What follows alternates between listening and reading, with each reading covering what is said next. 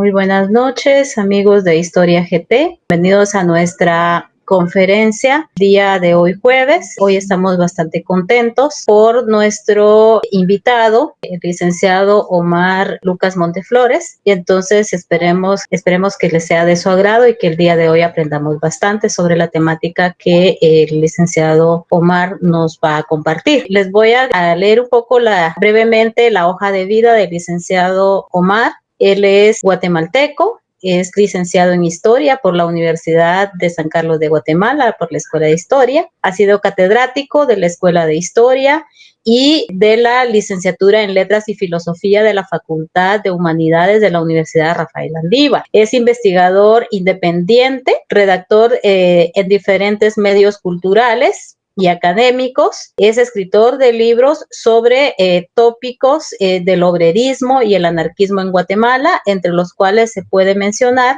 la coautoría con el doctor Arturo Taracena Arriola en el Diccionario Biográfico del Movimiento Urbano en Guatemala, 1777-1944. La Senda Libertaria, nacimiento del desarrollo del anarquismo en Guatemala, la cual se encuentra en proceso de publicación. Además de publicar en revistas de investigación internacionales como Pacarina del Sur y otros estudios. Así de que bienvenido, licenciado Omar. Muchas gracias por aceptar la invitación y compartir la temática tan importante el día de hoy, reflexiones sobre la investigación histórica en Guatemala. Bienvenido y el espacio es suyo. Gracias, muy amable, licenciada Lorena. Gracias a todos los colegas que están aquí, pues, para hablar de lo que nos apasiona, ¿verdad? Y no solo historiadores, sino cientistas sociales y, en términos generales, investigadores. Hablar de eso que tanto nos apasiona, que es la investigación y que es el motor, ¿verdad?, de nuestra profesión. Yo voy a dividir la exposición, digamos, en algunos puntos específicos para irlos desarrollando. Vamos a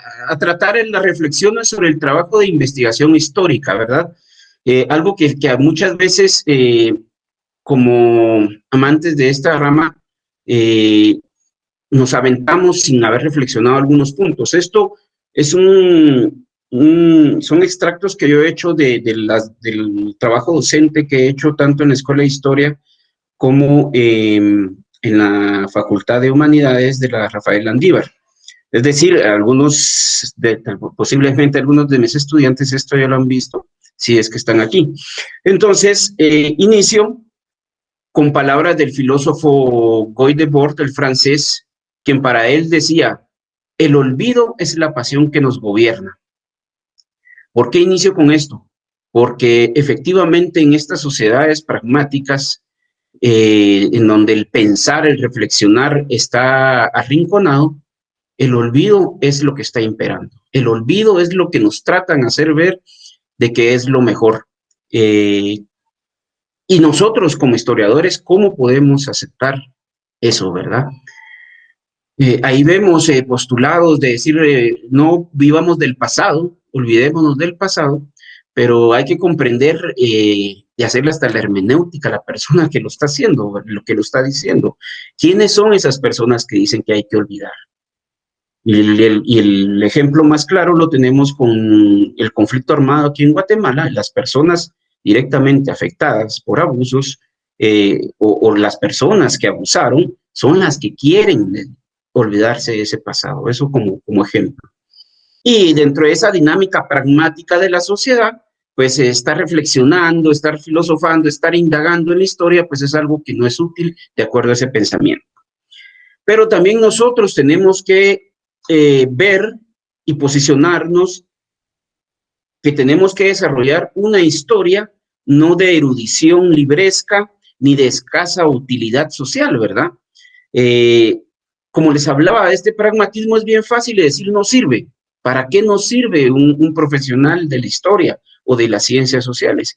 Y aquí es en donde nosotros tenemos que sacar a la historia de esa cuestión de erudición libresca y volverla a algo de consumo cotidiano. Ese es el objetivo principal de nosotros, los historiadores e historiadoras, ¿verdad? Entonces, el primer punto que vamos a tratar es ¿qué comprendemos por investigación?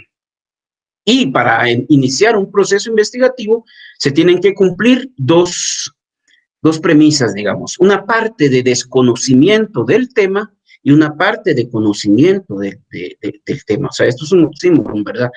Decir, bueno, ¿qué? Entonces, ¿tengo que conocer o no tengo que conocer? Y sí tenemos que tener cierto conocimiento porque ese poco conocimiento nos va a dar un mojón para ubicarnos en en el proceso investigativo. O sea, no podemos estar a cero en un tema para iniciarlo, para iniciar una investigación. Y tampoco podemos tener demasiado conocimiento, y esto muy entrecomillado, porque entonces, ¿en dónde está el aporte? ¿Qué es el aporte que vamos a dar sobre lo ya discutido en la ciencia? Ante ello, les comparto aquí del libro de Liberto Cifuentes, del historiador, también colega egresado de la escuela, que nos da la definición de investigación y dice, investigar es utilizar una serie de procedimientos para comprender y explicar, y ojo con esto de explicar, el origen, evolución y desaparición de un fenómeno o una estructura. Es realizar operaciones para buscar las causas del por qué un fenómeno o una estructura se reitera o se presenta en un espacio y un tiempo. Vemos esas palabras que están resaltadas y entonces analizamos que investigar no es solo lanzarnos a caminar sin un sistema, ¿verdad? Hay que tener presente un procedimiento, comprenderlo y lo más importante, todo esto para explicar. La historia la debemos de explicar. Esto lo vamos a ir desarrollando ahorita conforme vayamos platicando, pero hay que explicar la ciencia, ¿verdad? Todo eso dentro de un espacio y tiempo, tanto del fenómeno que se está explicando como de la persona, en este caso el historiador o el investigador, o la investigadora o la historiadora, y comprender lo que pertenecemos a un espacio y tiempo determinado.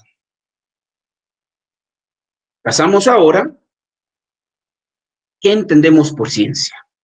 Este sería el segundo punto cuando nosotros hablamos de investigación historiográfica. Investigar científicamente se hace con un sistema teórico y metodológico para desarrollar lo racional. Vean ustedes aquí, cuando unimos la investigación y la ciencia, el objetivo primordial es lo racional. No podemos venir y dar temas por sentados, verdades absolutas. Eso mata la ciencia, mata lo racional. Entonces, vemos este concepto de Rolando Morgan cuando hablamos de ciencia, dice que es un conjunto de conocimientos ordenados y sistematizados, obtenidos por métodos cognoscitivos y comprobados en la práctica. Vean el elemento de la praxis, cómo es de importante en la ciencia. ¿Y cómo es esa parte de la praxis? Pues es yendo sistemáticamente a hacer la recopilación de fuentes, de información, para posteriormente procesarlos, ordenarlos y llevar con esto la parte racional que les estaba comentando. Luego pasamos a un tercer elemento, como lo es la historia. Y aquí tengo que detenerme, y es una investigación, es un requerimiento que yo hago constantemente cuando trato este tema, ya sean pues con colegas o con estudiantes, y no podemos partir y seguir hablando de historia si no tenemos nuestro propio concepto de historia. Es bien importante que nosotros tengamos nuestro propio concepto de historia, más allá de los conceptos que en la academia se nos puede compartir, se nos puede llevar al análisis de ciertos autores que también nos comparten muy atinadamente su concepto, pero es necesario que nosotros tengamos el de nosotros, ¿sí? No podemos hablar de historia si no tenemos el de nosotros. Por ejemplo, desde los primeros días de la academia, a uno le dicen en la escuela de historia, o le van dando a entender de tanto docentes como textos, aquel famoso concepto, ¿verdad? Que no está malo, pero dice, historia es la ciencia que estudia el pasado para comprender el presente y orientarnos hacia el futuro. Ok, estamos bien. Pero ¿en dónde está lo propio? ¿En dónde está nuestra parcialidad del concepto de historia? Y entonces, ante esto, yo parto y cuestiono ¿La historia es definitiva? Cuando nosotros estamos trabajando en la historia, analizando la historia, ¿es definitiva? Y eso es el primer planteamiento que nos tenemos que hacer, y para los que estamos en la docencia, compartir con el estudiante y llevarlo a esa reflexión. Y efectivamente, que estamos claros que no es una historia definitiva. No podemos estar, digamos, promoviendo una historia definitiva. Esto también nos lleva a otra cuestionante, es la historia y la ciencia del pasado. Entonces, ¿es una historia solo de coleccionistas de antigüedades del pasado? Y claro que no. La historia es una ciencia de lo vivo, que tiene relación directa con el presente y hace proyecciones, como decía ese memorístico concepto que les mencionaba, hacia el futuro. Y todo esto nos engloba a una parte bien importante, que es el por qué, o sea, el cuestionarse como elemento primordial. Hablaba del por qué como elemento que le da el carácter científico a la historia, y más a la historia ciencia, ¿verdad? Aquí es cuando muchas veces se confunde el concepto de historia con otro tipo de abordaje del pasado, ¿verdad? Como por ejemplo la crónica, que la crónica no es más que un conjunto de enunciados empíricos no aplicativos. Entonces esto nos hace ir a los dos conceptos que habíamos visto anteriormente, y por qué nosotros ahí, la historia no es solo crónica. Claro, es una fuente bien importante, porque no la vamos a descartar, pero la crónica no es historia per se. Muchas veces se confunden, y no es un celo profesional de decir solo nosotros tenemos esa capacidad, pero se confunde que muchas veces los cronistas son historiadores, y no lo es. Con todo el respeto de aquel texto de la calle donde tú vives, el autor, el señor Gaitán, hasta decía, te lo cuento como me lo contaron. O sea, yo no tengo nada que ver con cuestiones de interpretación. Y los historiadores e historiadoras, correcto. Entonces, esa es la parte en donde la historia-ciencia se divide en primera instancia de la cronohistoria, que carecen de ese aspecto científico. Pero volví a eso, ¿verdad? Entonces, es no, digamos, como muchas veces se piensa, a interpretaciones. Esa es la crónica, pero el historiador tiene la obligación de dar su interpretación basado en las fuentes que está consultando, ¿verdad? Y esto nos lleva a otro gran cuestionamiento, y es uno de los neurálgicos cuando se trata la historia, y nosotros como historiadores lo tenemos presente todos los días. ¿Qué tenemos que ser cuando estamos trabajando en historia? ¿Objetivos o imparciales? ¿Verdad? Y ahí se presta muchas veces eso a discusión, que es interesante, claro. Pero nosotros no somos narradores de fútbol para ser imparciales. Nosotros no somos comentaristas de deportes para ser imparciales. Nosotros tenemos la obligación de ser parciales al momento de estar desarrollando y explicando la historia, porque somos sujetos sociales, somos producto de una sociedad y tenemos nuestra propia visión de lo que está pasando. Claro, tenemos que buscar ser objetivos.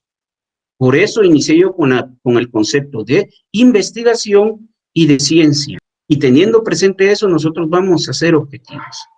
Es un tema que tiene una, digamos, una frontera muy difusa, pero hay que tratarla y hay que tenerla presente al momento de hacer investigación. La objetividad es lo que andamos buscando por medio de la ciencia. Yo puedo ser, y voy a agarrar un ejemplo empírico para irlo desarrollando en los diferentes temas que vamos a desarrollar, pero por ejemplo, yo estoy consciente como historiador del papel importante que ha tenido en la historia y social de Guatemala la revolución del 20 de octubre de 1944. Y esa es mi parcialidad. Desde que yo escojo el tema para investigar la revolución del 20 de octubre de 1944, esa es mi parcialidad. Pero mi objetividad me va a decir que de acuerdo a las fuentes, yo tengo que interpretar lo que encontré en las fuentes.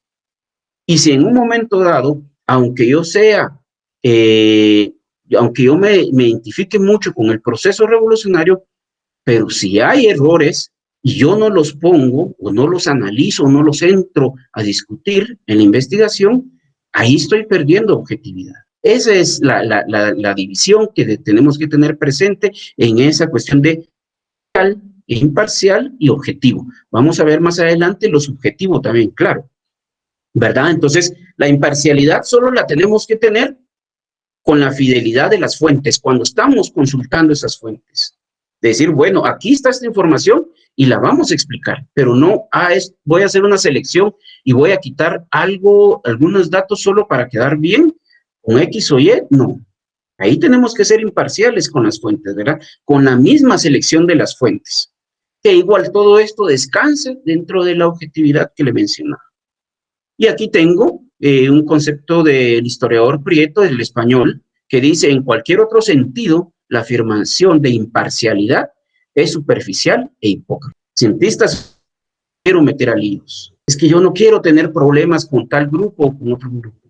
Obligación ser objetivos en el análisis social e histórico, basados en primera instancia en nuestra parcialidad, buscando siempre la objetividad que nos va a llevar a la verdad. Entonces, ¿qué implica esto? Que tenemos que aceptar nuestra ideología. Recuérdense que no existe eso de que yo no tengo ideología, yo no soy ni de un lado ni de otro. Simplemente ideología es la forma sistemática de cómo vemos todo lo que nos rodea, sistema de ideas. Entonces, siendo nosotros producto de un colectivo, ¿cómo podemos afirmar nosotros que no tenemos ideología? Entonces, si aceptamos nuestra ideología, dejamos de hacer esa historia aburrida, esa historia narrativa que tanto ha venido predominando en la sociedad guatemalteca y latinoamericana, que aparenta ser muy científica, digamos, ¿verdad? Y que solo se refugia en citas y va citas y citas y citas, pero no está en ninguna parte el análisis del historiador, porque no se quiere meter a líos, no, hay que meter nuestra parcialidad. Hay que poner lo que nosotros pensamos, dándonos con citas, perfecto, pero no podemos dejar nosotros esa parcialidad que lo que va a llevar es a la discusión, porque va a venir otra parcialidad y ahí ya se genera discusión y por lo tanto hay ciencia. Entonces, y me ha marcado mucho en la vida, y es la del filósofo José Ortega y Gasset, ¿verdad? Y es esta, así somos los historiadores, nosotros y nuestras circunstancias. Desde por qué elegimos estudiar historia, hasta por qué y cómo nos convertimos en profesionales. Y qué seguimos, cuál es nuestro oficio como historiadores ya después de graduados. Esas son nuestras. Vemos que para Carr, el historiador inglés, dice la historia, dice nuestra respuesta, consciente o inconsciente, refleja nuestra posición. ¿Qué es nuestra posición? Nuestra parcialidad, ¿sí? En el tiempo y forma parte de nuestra respuesta a la pregunta más amplia de qué idea hemos de formarnos de la sociedad en que vivimos, nuestras circunstancias. Vean cómo se va uniendo el individuo y lo colectivo a la vez. No podemos separar eso. Y eso lo trata muy bien Carr, ¿verdad? Luego, cuando yo hablo de rechazar el relato, como herramienta de investigativa está muy bien, pero nosotros, historiadores, no podemos hacer eso. De ahí nosotros nos podemos preguntar de por qué en estas sociedades cada vez más el joven está desinteresado en las ciencias sociales y en historia. Y es porque hacemos historia narrativa y memorística. En el diccionario del diablo de 1906 de Ambrose Bierce, imagínense, ya desde esa época él tenía ese concepto de por el cual cada vez menos se está tratando la historia. Y para él el concepto de historia decía, historia, un relato, o sea, no análisis, vean eso, mayormente falso, de sucesos mayormente sin importancia, que se hacen sobre gobernantes mayormente truanes y soldados mayormente idiotas. Eso ha sido nuestra historia, ¿verdad? Que don Pedro de Alvarado y solo personajes que son o gobernantes o soldados. Veamos en el tiempo de la colonia. Y son relatos. Nos hemos quedado cortos. Es imperioso que nosotros como docentes, para los que en un momento dado estamos en la docencia y los que ya investigamos y tenemos también experiencia, compartamos con las generaciones venideras esta parte que es bien importante. No hacer relatos de historia, expliquemos la historia, no memoricemos la historia, analicémonos y metámonos al proceso para comprenderlo y que cada quien lo explique desde su parcialidad. Entonces, gran lección nos da el sardónico Ambrose Bierce desde 1906. Entonces, nosotros hablamos de que desde que estamos en la docencia, en la academia, empezando como estudiantes, y nos hablan, sí, hay que hacer historia crítica, historia crítica, historia crítica, pero bueno, ¿y qué es historia crítica entonces? Y cuando hablamos de historia crítica es aquella que siempre está dispuesta al cambio, ¿sí? Enfocada a la dialéctica de la transformación, desmitificando héroes y normalizando a los personajes. Eso es una historia crítica, no una historia estática, una que puede estar en constante discusión. Muchas veces, cuando se hace trabajo, más que todo en los primeros pasos, y creo que muchos de los que investigan y que están aquí presentes lo sabrán, en los primeros pasos uno tiene ese temor de publicar. ¿Qué pasa si me van a debatir en lo que yo estoy escribiendo? Pues de eso se trata. Y si se va a debatir, se sabe que existe el trabajo, y qué bueno, ¿verdad? En primera instancia es eso. Y ahí hay dinámica de la historia. Eso es historia crítica, ¿sí? Y cuando hablamos de desmitificar héroes, creo que es otra de las grandes falencias en la historia. Y ojo con eso. Y aquí voy yo a la categoría de Carr también, cuando él habla, por ejemplo, del gran hombre, que yo lo cambio y quito hombre y pongo el gran ser humano, ¿sí? Como categoría científica. ¿Y qué es eso? Pues él dice que es el ser humano que sobresale en un proceso histórico sobre otros, pero que nunca se le va a quitar, nunca se le va a restar su correspondencia de un grupo social. O sea, atrás hay un grupo social, una dinámica colectiva que hace que ese personaje también haya. Y esto lo tenemos que dividir, por ejemplo, del culto a la personalidad. Ojo, colegas y futuros colegas, no podemos caer en el culto a la personalidad. La historia no es para cantar odas, es para discutirla, analizarla, ¿verdad? Recordemos en la historia reciente, durante la Guerra Fría, los dos países gobernantes o protagonistas de esto, vean las grandes estatuas en la Unión Soviética de ese momento. De Lenin, de Marx, de Engels. Grandes pensadores, sí, está bien, pero no se merecía ese culto a la personalidad.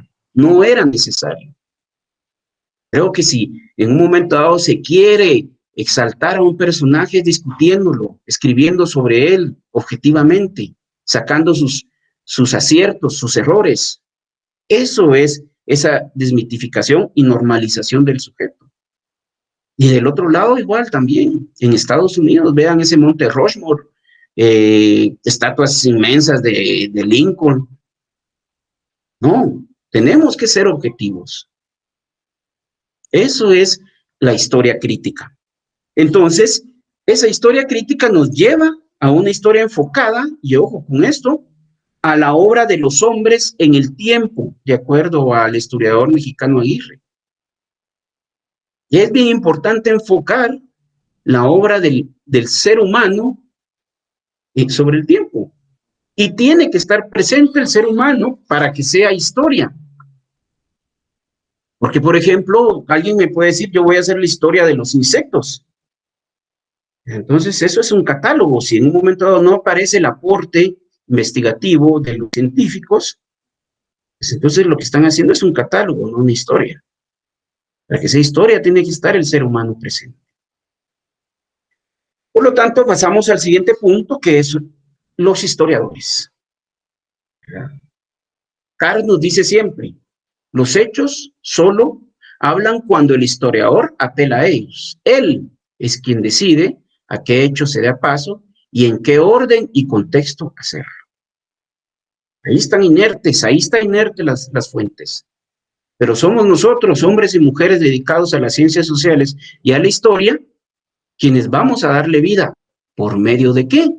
De nuestra interpretación, de nuestros criterios selectivos de ver el tema que escogimos, las fuentes que vamos a consultar y cómo vamos a desarrollar y explicar ese fenómeno. Somos bien importantes, la verdad que somos bien importantes. Por lo tanto, el historiador es selectivo en su camino investigativo y expositivo. Somos selectivos. A diario estamos portándonos selectivos.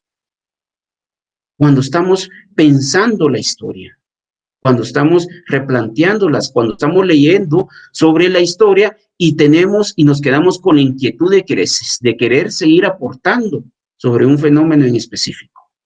Entonces nos dice Lucien Febvre, su condición la determinan las necesidades investigativas. Toda historia es una elección. Vean, estamos eligiendo todo el tiempo. No somos autómatas nosotros de estar solo escribiendo historia por escribir sin saber por qué queremos escribir la historia. Muchas veces a esta sociedad pragmática eso es lo que les cuesta entender. Porque todos los que estamos aquí nos hemos topado, ¿cuántas veces nos hemos topado de que qué hace el historiador?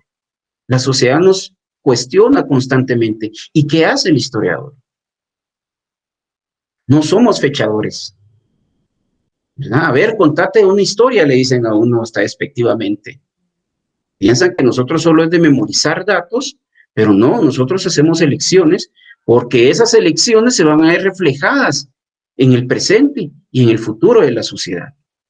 Luego, siempre Lucien nos dice, el historiador no va rondando al azar a través del pasado, como un trapero en busca de despojos, sino que parte con un proyecto preciso en la mente, un problema a resolver, una hipótesis de trabajo a verificar. Vean ahí el elemento que le da sistemático al trabajo del historiador cuando estamos abordando y tratando de hacer historia-ciencia, historia crítica, una historia viva,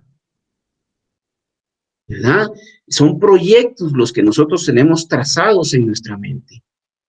Y eso lo tenemos que tener siempre presente al momento de que nosotros lo hagamos y al momento que a las generaciones venideras se los compartamos. No se puede iniciar con los ojos vendados, un proceso de investigación.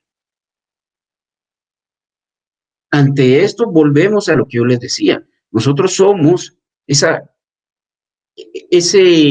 equipo, digamos, que estamos con la consigna de llevar ese pasado al presente y al futuro, para que la sociedad esté constantemente enterada de qué somos como colectivo. ¿Sí? ¿Cuántas veces hemos oído nosotros que el pueblo que no conoce su pasado está condenado a repetir los errores? Y es precisamente eso. Nosotros somos los que vamos a convertir a la historia en algo cotidiano, en algo que se pueda consumir a diario. Digamos, hay un profesional de la medicina, digamos, que le gusta la historia, pero él no se preparó y no le interesa ir a los fondos documentales a investigar. Él quiere algo, digamos, ya tratado sistemáticamente y que sea de fácil consumo. Ahí estamos nosotros los historiadores. ¿Sí? Él como lector podrá decir, me interesó, gracias por haber ido a hacer esa parte de recopilación de datos. Pero mire, aquí yo no estoy de acuerdo con usted o no me parece eso. Y ok, y ahí entra el proceso histórico científico. Ahí está ya la discusión. Y de eso se trata. No tenemos que ver cuando se publica trabajos históricos como algo personal. Claro, habrá momentos que en un momento dado se pueden atacar ya directamente al historiador, pero el trabajo per se es algo que se debe discutir y no nos debe molestar esa parte, porque ahí estamos creando ciencia. Entonces, Marcus Gray, otro historiador norteamericano, nos dice, que nosotros lo que tenemos que hacer es convertir a los documentos en algo apropiado para el consumo racional y cotidiano de la sociedad. Ese es nuestro aporte, ese es uno de los grandes aportes de nosotros. Y entonces, ¿qué nos lleva a esto? A explicar, a desarrollar, a indagar, a discutir, pero no a memorizar. Existió a principios del siglo pasado un grupo artístico que se llamaban los dadaístas, y iconoclastas irreverentes, y esto opinaban ellos de la historia en cierto momento. Decían, solo los imbéciles y los profesores de español se preocupan por las fechas. Claro, sirven y nos sirven para ubicarnos. Pero ahí está, por ejemplo, yo que trabajé con los compañeros del sabatino y alumnos que iban para esa parte de docencia, que no se preocupen por darles fechas a sus alumnos. Que les expliquen los procesos, y de eso se debe tratar, no de fechas. Las fechas están para ubicarse, pero no para memorizarlas. Y entonces nos lleva a otro punto. ¿Cómo explicar la historia? ¿Cómo la tenemos que explicar? Y vuelvo a aquellos de que estábamos hablando, si vamos a ser objetivos o imparciales. Y todo esto parte de que los fenómenos se abordan desde lo subjetivo y el conocimiento que se tiene como persona.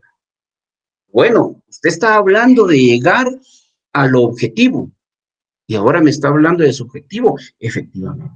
¿Y qué es la subjetividad? Nuestra parcialidad. ¿Quiénes somos? Por eso es bien importante no desentenderse de uno como individuo y todo lo que ha sido, es y va a ser. Esa parte de lo subjetivo no nos tiene que avergonzar, evidenciarnos, porque vuelvo a esto, nosotros y nuestras circunstancias, ¿sí? Las explicaciones pueden diferir al momento que estamos tratando la historia, definitivamente. Ante la explicación histórica hay un factor puesto por el historiador, y es lo subjetivo. Yo les daba un ejemplo a los alumnos cuando, por ejemplo, hacemos un trabajo de visionado, o sea, trabajamos un material audiovisual y lo mirábamos y después, pues el docente le pasamos una guía a desarrollar y, bueno, a cumplir ciertos requisitos de análisis sobre el material audiovisual. Yo les decía, si eran 25 alumnos, van a haber 25 interpretaciones de un mismo material. Eso es la historia.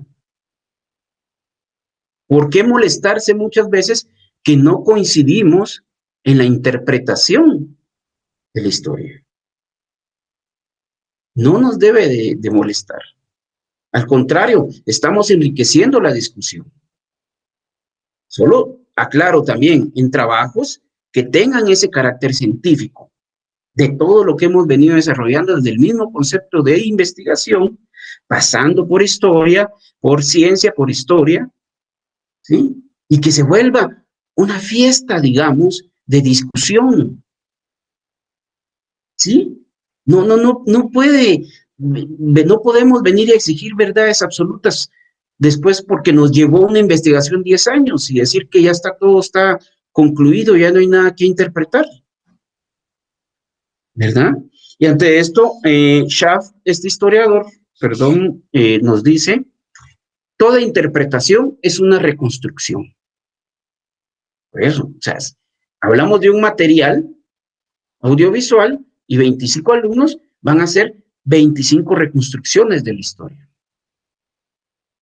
Y hay que celebrar esa diversidad de interpretaciones.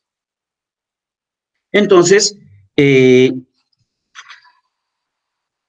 luego Prieto Arcinega nos dice, cada ideología coloca, y aquí vamos a ver esto bien importante, esta categoría, sus nociones eje a lo largo de todo el proceso histórico, dando como resultado una forma concreta de concebir la historia. ¿A qué se refiere estas nociones eje? Que es bien importante que partiendo de nuestra ideología tengamos ese marco teórico bien sólido, porque ese marco teórico va a ser digamos, el esqueleto de todo en donde vamos a colocar los datos empíricos. Pero nociones eje que nos van a ir dando solo puntos de referencia. La ideología o esas nociones eje solo son guías de actuar, pensar y administrar la historia. Porque hay que aprender a administrar la historia. En un momento dado nos puede desbordar la cantidad de datos empíricos que tenemos y no sabemos cómo manejarlos por medio de nuestra ideología y esas nociones eje que nos hace saberlas administrar. Y comprender también que nuestra ideología no son camisas de fuerza, son nociones eje. Entonces, varias historias conforman una sola historia. Hablando de esto hay diferentes interpretaciones, ¿verdad? Que no tienen un actuar fortuito. Cada una no va por un lado. Y el historiador más capaz, ¿verdad? El historiador o la historia más capaz es el que mayor dominio tiene de todos estos tópicos, ¿verdad? Y saberlos administrar en el momento que se le presente. Es decir, que no se trata de escribir de todo, pero sí tratar de interrelacionar de todo. Es algo complejo, pero que nosotros, historiadores e historiadoras, tenemos que saber lidiar con eso el día a día. Ante esto, no nos queda más que aceptar que no puede haber teoría sin práctica ni práctica sin teoría. Esto refiriéndonos a dos puntos bien importantes dentro de la investigación historiográfica y en términos generales, la investigación social. Uno es la teoría. ¿Para qué sirve la teoría? Sirve para la administración de la ideología, precisamente, de este sujeto, del sujeto que está investigando. Con esas guías de cómo actuar con la historia. Ya que definimos que no existe historia séptica, hemos venido tratando, o sea, no puede haber aquello de historia imparcial, no. Pues en definitiva corresponde a una forma concreta de explicar al mundo. Es una explicación del mundo más. Por lo tanto, esta pregunta también corresponde a las coordenadas de quien lo está desarrollando. Y Prieto nuevamente nos dice, así pues, el objeto de la historia dependerá de la respuesta que cada ideología dé sobre el tema. Vean eso, el objeto y la respuesta, porque andamos buscando respuestas. Y vamos a presentar una de tantas que pueden haber. El historiador inglés Geoffrey Haynes Maurice de St. Croix nos dice también, en realidad cada uno de nosotros tiene una aproximación ideológica a la historia que se traduce en una metodología histórica particular, consciente o inconscientemente. Y esto resume todo lo que hemos venido tratando. Tenemos cuestiones que sí las vamos a hacer conscientes porque queremos llegar a esa objetividad, pero tenemos que también ver esa parte inconsciente que es muchas veces lo subjetivo y que no lo vamos a quitar también. Es necesaria esa parte subjetiva. ¿Qué nos ayuda a esto? Hablando de una aproximación ideológica,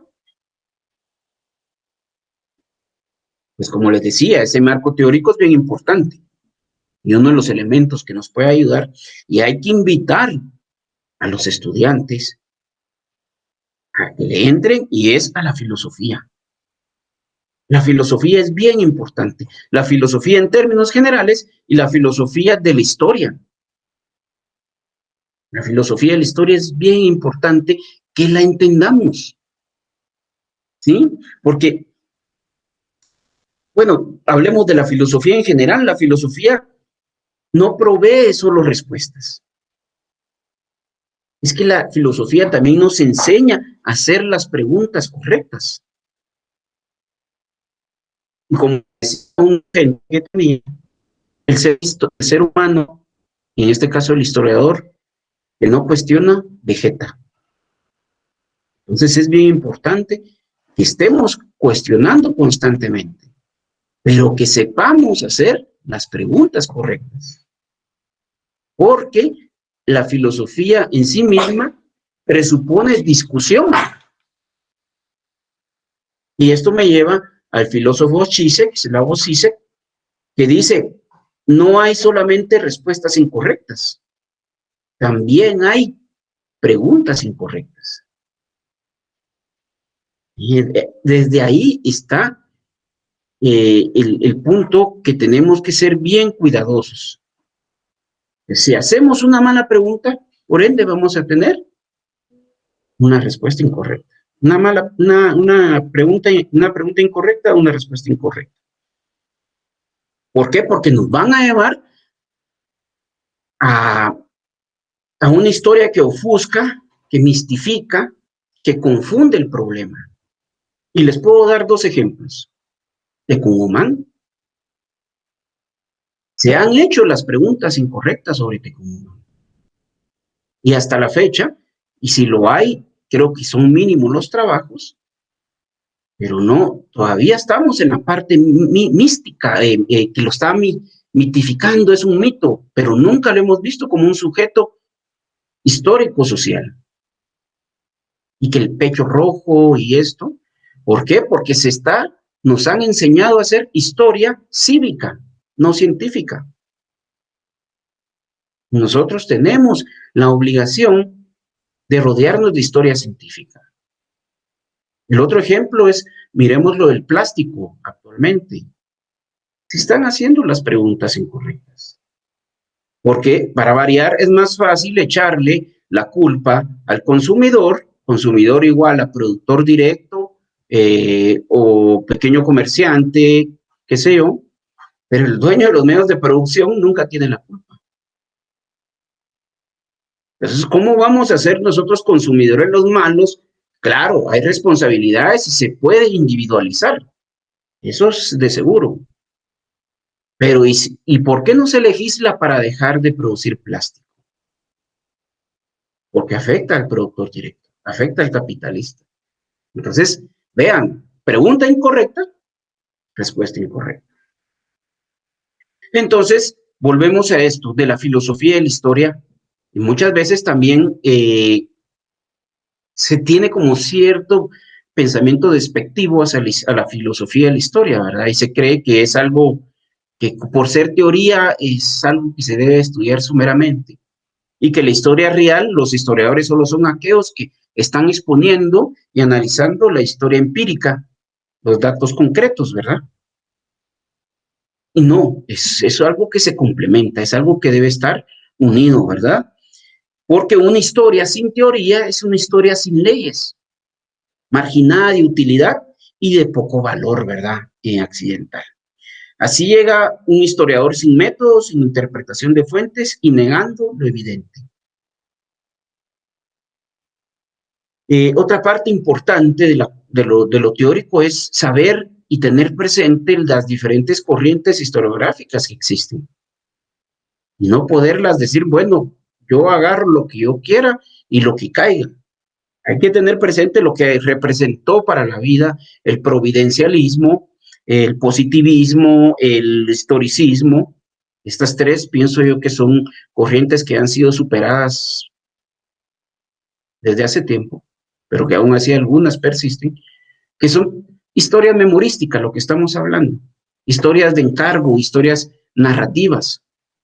Y tenemos que irnos más por las que se apegan más a la ciencia, como la de los anales, el materialismo histórico, inclusive algunas fusiones como el anarcomarxismo, pero que busquen desarrollar y explicar la ciencia y no decir este es bueno y este es malo. No estamos para dar ese tipo de dictámenes.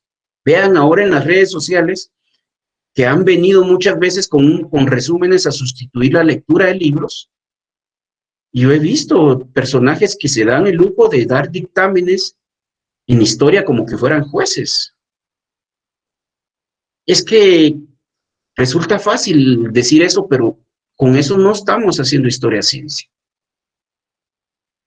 Y entonces vuelvo a esto y termino esta parte teórica para meterme en la última, que es lo empírico, de hablar de abordemos filosofía, compartamos e invitemos a todos los cientistas sociales e historiadores e historiadoras a que leamos filosofía de la historia y constantemente estar abordando temas históricos. Para que pasemos, como les decía, al último tema, lo empírico. Gramsci decía, y todo esto debe ser en pro de que para que la historia, para que los seres humanos seamos protagonistas del futuro. ¿Qué hacemos con todo lo empírico entonces? Es que nosotros tenemos que ser, como seres humanos, protagonistas de ese futuro. La historia como esperanza de vida. ¿Cuántas veces ahorita en la sociedad guatemalteca, ante esta ola de corrupción de una sociedad pragmática que no puede ser que el presidente esté comiendo X o Y cuestión tan cara y la gente sufriendo de hambre en esta pandemia y nosotros como sociedad sin esperanza? Pero al leer la historia nos damos cuenta de que sí se pueden hacer cambios. Entonces la historia como esperanza de vida. Y para eso yo concluyo con 4 puntos importantes para abordar la historia. 1, tenemos que desarrollar una historia multidisciplinaria. Apoyarnos en ciencias auxiliares, no podemos quedarnos solo con la historia. Desde la antropología, sociología, politología, hasta llegar a las ciencias duras. Tenemos que tener esa capacidad de volver una historia multidisciplinaria porque nos va a ayudar a comprender mejor a los seres humanos.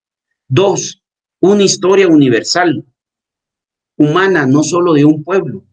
Veamos la mala interpretación que se ha dado durante la historia del concepto de historia. En los griegos, solo ellos eran los dichosos de formar parte de la historia. Los romanos medio rompieron con eso.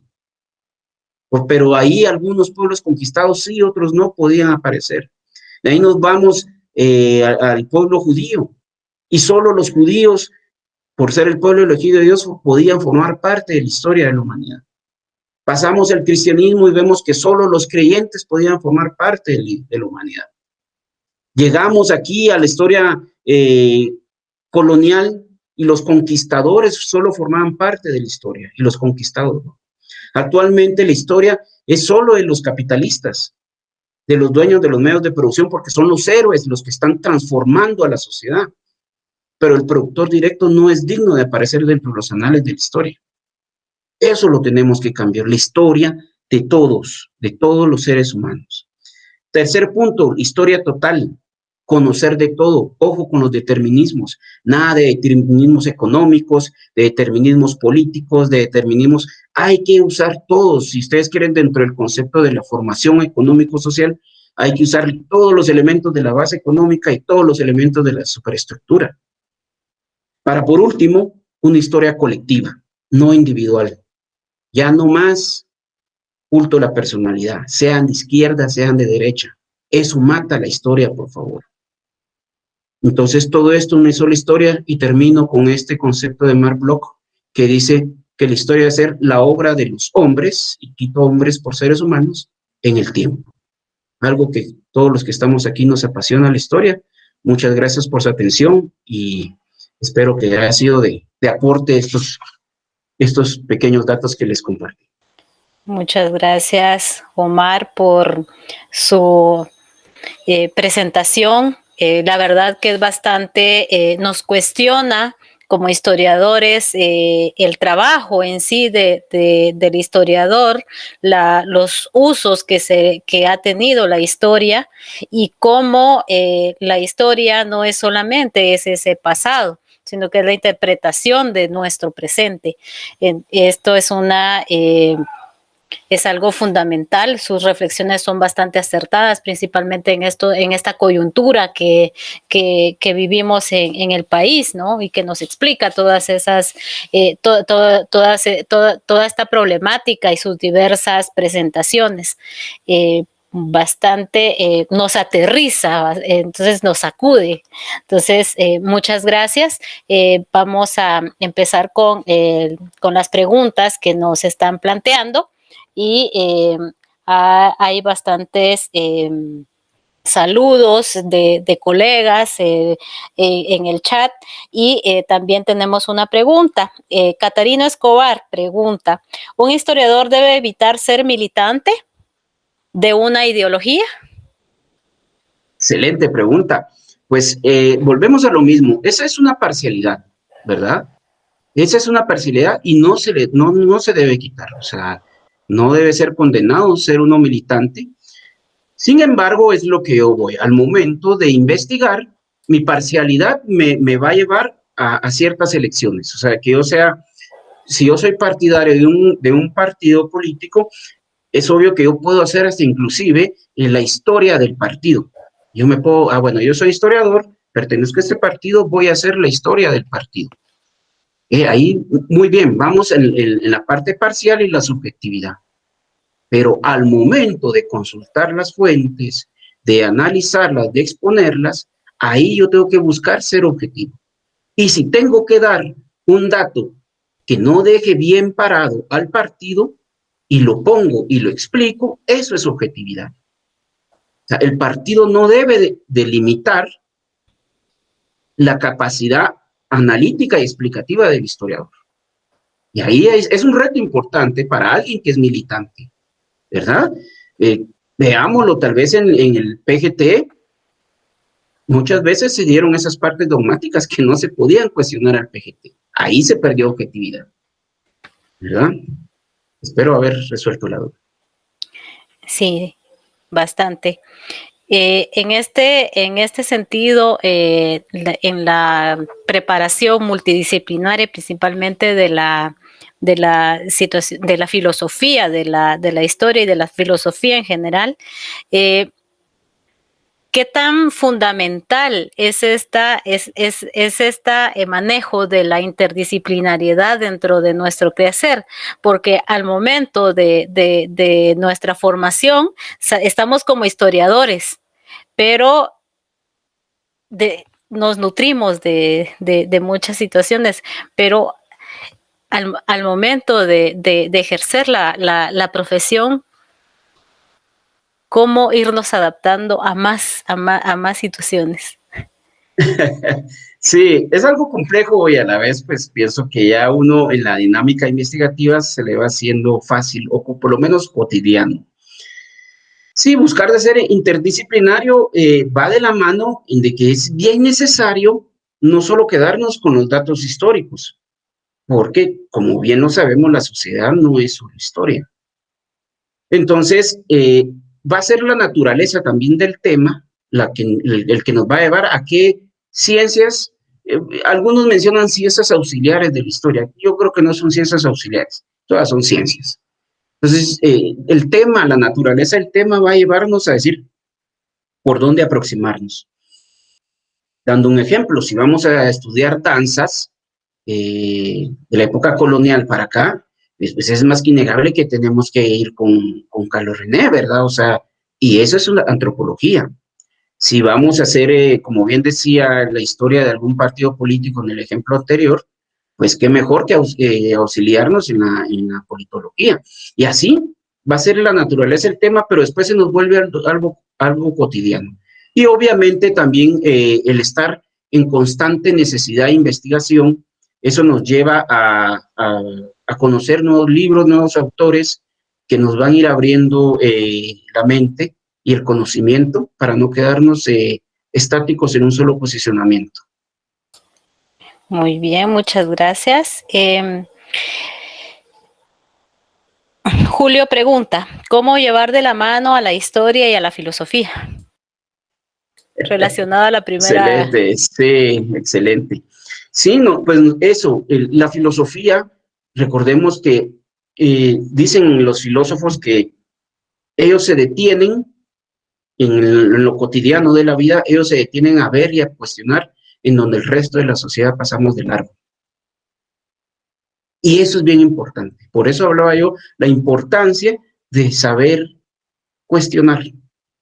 Y ahí se une la filosofía y la historia y la filosofía. Porque solo cuestionando nosotros nos van a surgir las inquietudes investigativas para seguir replanteando la historia. ¿Y qué nos ayuda a tener esas herramientas necesarias de cuestionamiento? La filosofía. Y la filosofía nos va a llevar a caminos profundos, que cuando nosotros ya tengamos todo lo empírico, esas nociones eje de las que les estaba hablando, y nos va a ayudar a cómo estructurar y desarrollar y explicar ese fenómeno histórico que nosotros estuvimos pues, mucho tiempo de plano investigando. Entonces, yo creo e invito a Julio, que fue el que cuestionó, que hizo esa pregunta, que no puede él y no debe desarrollar historias sin antes tener un pequeño marco teórico que empiece como primer punto por medio de la filosofía. Muchas gracias. Luis Alfredo Chávez pregunta, ¿cómo crear conciencia en el Mineduc sobre la importancia de la historia? Es difícil porque estamos hablando de que quien administra el Estado, y comprendiendo al Estado no como una cosa, sino que al Estado como el conjunto de relaciones que imperan en la sociedad, el gobierno que está administrando el Estado de turno, pues hemos visto durante todos estos años y décadas que son gobiernos que simplemente corresponden a los intereses de este grupo determinado. ¿Qué quiere este grupo? Pues mantener la forma de dominación. ¿Y cómo lo va a hacer? Si nos vamos dentro del esquema de la formación económico-social, ellos van a la parte superestructural, en donde están las ideas y lo jurídico-político. Entonces, buscan lo jurídico-político, ¿cómo? Que el dominio sea legal, o sea, por medio del Ministerio de Educación. Y lo ideológico es, bueno, hagamos historia memorística, hagamos historia cívica. Y vean, ahorita vienen los 200 años de independencia y esto va a ser una fiesta sin sentido. Y entonces, ¿pero de dónde se va a promover eso? Del mismo Ministerio de Educación. Y entonces, ¿cómo se le podría hacer conciencia? Pues que cada vez más hayan profesionales de los diferentes ramos de la educación y de la historia en ese ministerio, pero es algo que, como les digo, es difícil porque ellos ponen a las personas que les interesa para seguir reproduciendo eso. Si queremos algo en específico y que parte de lo individual, hagamos historia-ciencia, historia explicativa. Muchas gracias. Paola Chipe pregunta, respecto a la disciplinaridad, ¿en qué sentido cree usted que es la influencia de la antropología en la historia? Sí, la antropología es bien importante, pero vuelvo, o sea, yo no puedo hablar en términos generales de que todos los temas van a necesitar de antropología. Sí, están muy cercanos, pero va a ser la naturaleza del tema. La naturaleza del tema, porque el comportamiento humano, ¿quién mejor que interpretarlo para la antropología? ¿Y qué mejor para el historiador que ir con un antropólogo y que le ayude y coadyuve en su interpretación del fenómeno? Pero no va a ser, como les digo en términos generales, va a ser la naturaleza del tema a que va a llamar. Yo hacía el ejemplo de los bailes y si vamos con Carlos René, pues, o sea, él nos deja una gran enseñanza. Otro ejemplo, si estamos tratando el tema de la moda, por ejemplo, ¿por qué no ir con Paul Jonet? Juego, Modas y Masas, un libro fenomenal, ¿verdad? De la década de los 60, pero que sigue tan vigente. Entonces, es dependiendo del tema. El tema nos va a ir marcando. Si es un tema antropológico, ok, nos va a ayudar a comprender el comportamiento del ser humano, colectivo e individualmente, para que nosotros después, de acuerdo a las fuentes que recopilamos, tengamos ese bagaje y esas nociones eje para poderlas plantear de forma ordenada y sistematizada. Muchas gracias, Omar. Agradecemos mucho su presentación. Ahí tiene un espacio ahí para despedirse de nuestro auditorio. Ok, gracias, pues. Gracias por compartir, por estar interesados en la historia. Sabemos de que tenemos camino duro en esta sociedad pragmática, pero partiendo de nuestra propia elección, que fue habernos metido en el campo de la historia, pues tratemos de ser hedonistas, felices y hacer lo mejor posible, e inculquémosles a las sociedades venideras el conocimiento de la historia, no por medio de lo memorístico y el dogma. Las verdades absolutas dejémoslos a un lado, sino la discusión, solo discusión. Solamente, y pasen feliz noche. Muchas gracias, licenciado Omar. Gracias por compartir su conocimiento, su amplio conocimiento con nosotros y los invitamos a todos nuestros amigos de Historia GT para la próxima semana, donde estaremos abordando otro tema de interés. Feliz noche a todos. Muchas gracias.